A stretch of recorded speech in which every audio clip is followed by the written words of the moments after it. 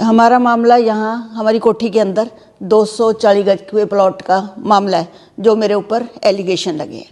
2001 में ये सुभाष क्या कहते हैं राजेश गोपी चंद जिन्होंने मेरे ऊपर ये करा है, उनका बेटे ने 18,000 दे के मेरे साथ एग्रीमेंट कर लिया 240 गज का।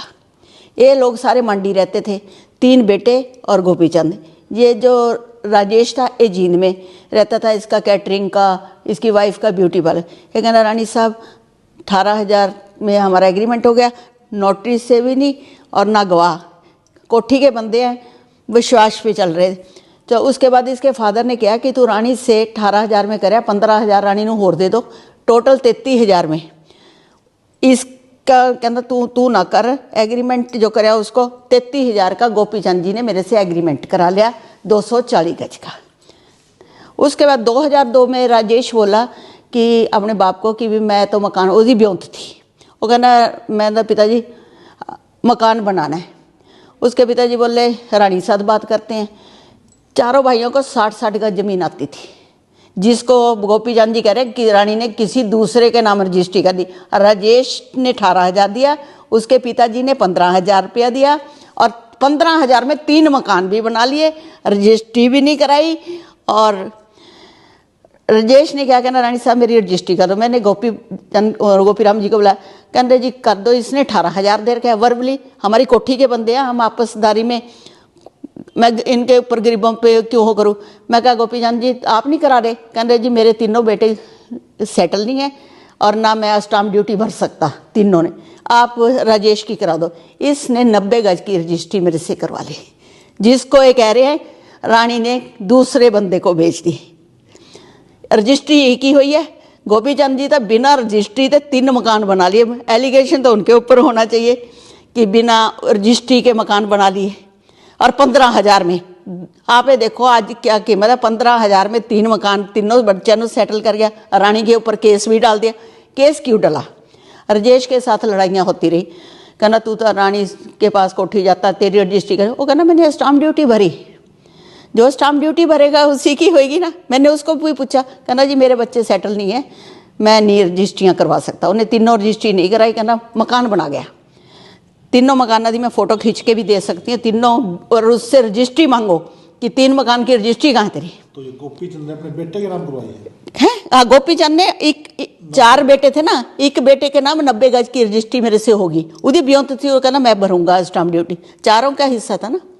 अब आरोप लगा रहा है किसी और के नाम। हाँ किसी और है। अपने बेटे को भी बेटा नहीं कह रहा, रानी को तो क्या कहेगा, अपने बेटे को भी बेटा नहीं कह रहा। और फिर उसने मकान बना लिया। मकान बनाने के बाद फिर इसकी दिमाग गया, कहना तू तो 90 गज ले गया। फिर वो कहना पिताजी आप क्या चाहते हो, कहना मैं, उसने बाद में बाथरूम बनवाया, कहना मैं ये तोड़ देता हूँ जी, आपको कोई वो है 30 गज में, जो कहना मैं 30 गज जमीन छोड़ देता हूँ। फिर कहना ना तोड़ ना, सौदा कर ला 240 का, जाता तू मुझे पैसे दे दे या मैं तेरे को दे। इन्होंने पता नहीं 7 लाख 80 इनका फैमिली प्रॉब्लम, फिर दोनों चीज़ों से मुकर गया, कहना ना हम ले ना दे। फिर इनका झगड़ा चल गया। मेरे पीछे क्यों पड़ा कि रानी ने 90 गज की रजिस्ट्री राजेश के नाम क्यों कराई, मेरा एलिगेशन है। और रजिस्ट्री तो कराऊंगी, जो 4 हिस्से हैं और इन्हें 18,000 दिया है, गोपी चंद जी ने 15, तो उसकी 90 गज की जायज़ बनती है रजिस्ट्री। और फिर गोपी चंद ऊपर भी आया मेरे पास, कहते जी इसकी कर दो एक। मैं कहा आप भी कराओ, कहने मेरा ब्योंत नहीं है। ये मेरा एलिगेशन है, मैंने बदनाम कर दिया जींद रियासत। मैं 33 करोड़ों में ना करूं, 2001 में 33,000 में 240 गज का प्लाट देके उसके ऊपर को मेरे तो 90 उसके किलियां दे बीच में कागज रख के मेरे साथ ठगियां हुई हैं। मैं तो वो नहीं बोली। इको दिन मेरे बच्चों की हैं 33,000 में रानी इंद्रजीत बिकेगी और बदनामी करती। मैंने इन्ने फ़ोन आ रहे हैं, कैसे करें सबूत इस चीज़। ये राजेश आपके पास काम करता है या मेरे को? ये तो कैटरिंग का काम है। अच्छा। इसकी वाइफ का ब्यूटी पार्लर है। अच्छा। ये तो शुरू से सेटल थे। इन्हें पहला किराए ते रंदा थी, फिर मकान बना लिया इसने 90 गज की रजिस्ट्री करवा के। ये जमीन कहाँ पे है? हाँ सामने, अपनी कोठी के सामने, दादा खेड़ा उसकी दूसरी गली में। तो अभी कोर्ट से सम्मन आया आपके? हाँ कोर्ट के सामने। इन्होंने मेरे ऊपर एलिगेशन कोर्ट के डिसीजन से पहले ही लगा दिए।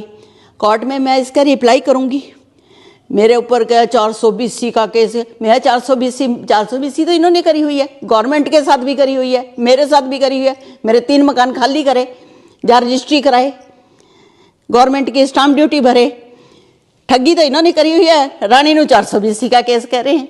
हाँ, एक बेटे की, उसको बेटा नहीं कह रहा। सबसे बड़ी बात ज्यादा ये कहना कि रानी ने मेरे बेटे के नाम कहना 2 रजिस्टर 2 जगह बेच दिया। क्यों बेच दिया? एक ही जगह बिके। तो रानी जी, जैसे 24 साल से मामला चला हुआ था, तो पंचायती रूप से आपका नहीं, मेरा नहीं, मेरे साथ कोई लड़ाई नहीं थी। वो तो इनकी बाप बेटे की। मेरे को तो हुन जब समन आए थे, पहले इन्हें मेरे उत्ते करे पुलिस का। अपने बेटे के साथ पूरी लड़ाई चल रही है, बोलचाल बहुत कम है। फिर मेरे पुलिस को मैंने जो है, जैसे मैं आपको दे रही हूँ, उन्होंने जाके फिर कोर्ट पहुँच गया। कोर्ट एक बार जब समन कोर्ट में केस होता है, रिप्लाई तो मांगेंगे ना कि कोई एलिगेशन लगाया, उसकी रिप्लाई तो मुझे देनी पड़ेगी। ठीक है, उसमें कह दिया रानी नू ये कर दिया, रानी जमानत करे। पहला ये तो बोलो ना कि भी किसके ऊपर होएगी। हो मानहानि मेरे ऊपर, मेरे जींद रियासत के ऊपर। इतना बड़ा 33,000 का, 33 करोड़ 33 लाख कुछ तो कर देते। 33,000 का एलिगेशन लग रहा है। कितनी चीप बात है। बहुत लोग ये भी कह रहे हैं